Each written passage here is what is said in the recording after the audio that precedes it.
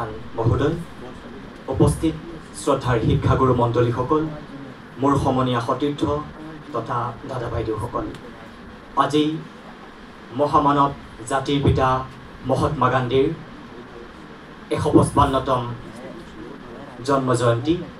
এই শুভক্ষণত জাতিৰ পিতালৈ সশ্ৰদ্ধ প্ৰণিপাত জনাই তেওঁৰ প্ৰতি উৎসৰ্গিত মোৰ এটি স্বৰচিত কবিতা পাঠ কৰিবলৈ আগবাঢ়িছোঁ।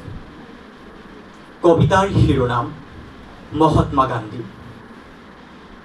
ন্যায়, নিষ্ঠা, বিশ্বাস আৰু আচৰণ তোমাৰ, প্ৰেম মমতাৰে জগতে জিনিলে।